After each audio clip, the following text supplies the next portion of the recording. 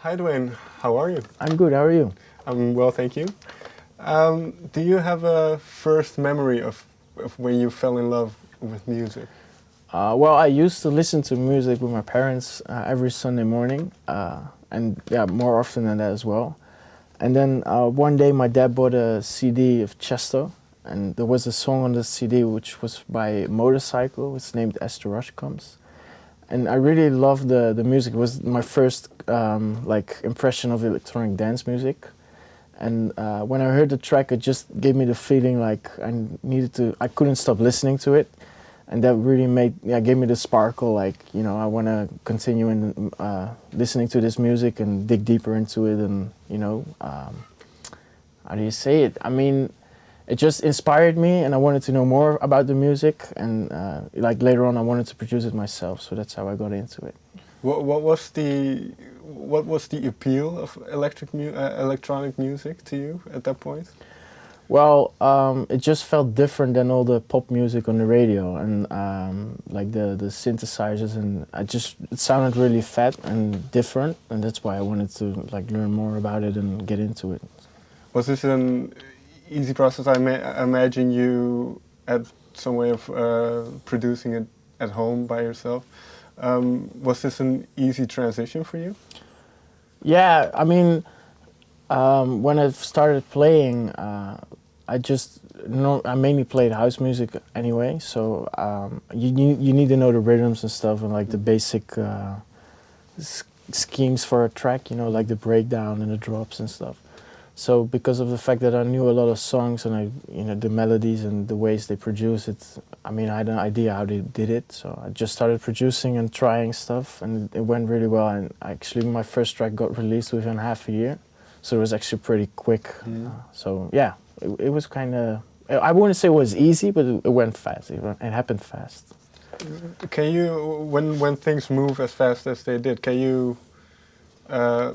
Is it easy? Can you take a step back and look at it, or does just everything happen on automatic pilot almost? Well, I gotta say, like things happen on automatic pilot because you're in a certain vibe. I'm really focused on my career right now. I don't study anymore. I just quit university. So, but sometimes my management and my agents just tell me like, Dwayne, you just opened the show for Avicii, so just relax, sit back, and enjoy this moment, and because I'm always focused on. I'm a perfectionist actually, so when I do a show and everything went well, everyone is like, "Yeah, man, it's great. You did a great job. The crowd loved it." And I was like, "Yeah, but that transition to the other track was so bad." And I won't cry, but so yeah. I mean, I get caught in the moments, but I do enjoy it. Yeah. Well, you mentioned perfectionism. Is it difficult as a producer, as a DJ, to know once a song is finished? It is, yeah, because when you finish a song and you listen to it a week later, you might get inspired again by the melody. And the way I just see it right now is that I finish a track and I try it out on the audience in the clubs, and see how they react. But also I just play it to my parents, I play it to my brother, I play it to my friends. And if they react really positively, I think it's finished, But if they're like, I'm not sure yet, because they're actually the audience that need to listen to it. I mean, my mom isn't a house music specialist, and neither is my dad, but still, if I play it to my mom, she's the only one in our home listening to the radio for full time on on her work. So if she really likes it, and if she would hear it on the radio, that would give me like the confirm to that the track's done. So yeah. Can you give me an example of what they would say then if you? Yeah, it's kind of funny though, because like I made a track Ammo once and I played it to my mom and she just called it out as pure rubbish. And the track actually did really well and got a lot of support. And sometimes they just tell me like, this track is really awesome, and then it doesn't get any supports. But sometimes they just also say a track is really good, and then it gets released and gets the support too. So it's just more for me, like I just try it on different people, like as well as my management and my bookings agents, just to see how they react. And then for me, I have the final decision anyway. So. Well, you started at a fairly young age.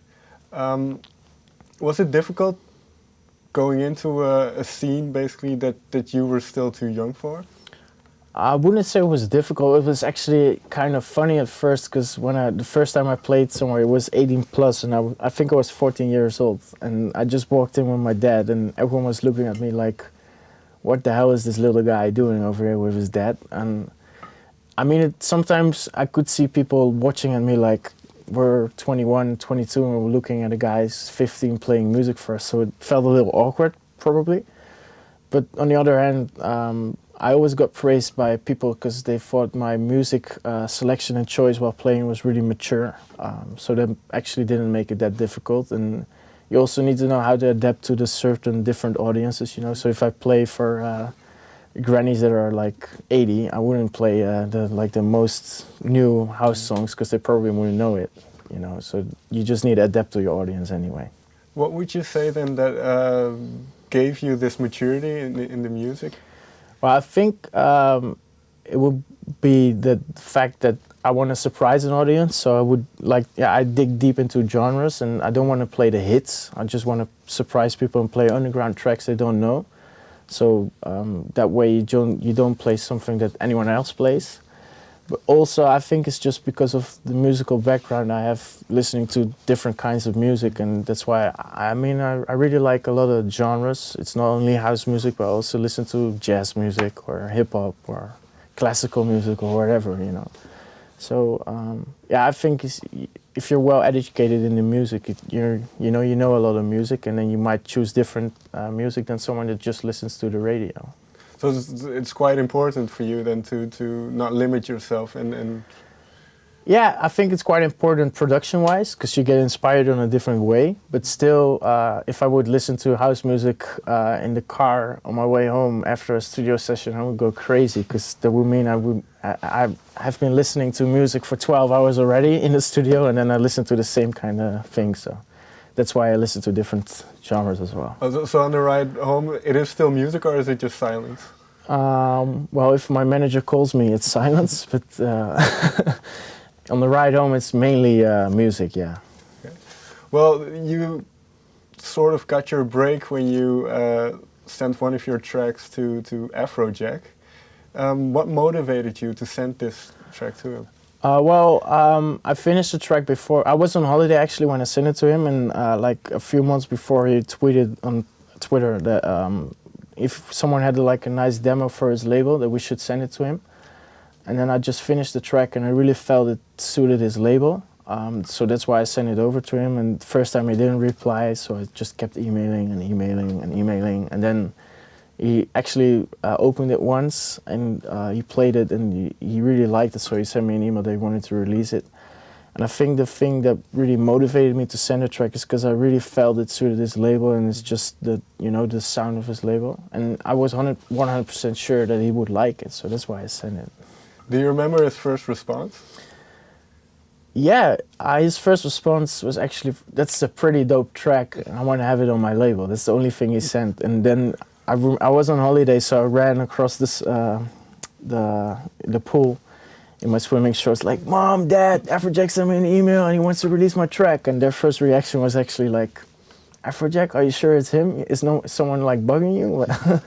So that was actually kind of funny.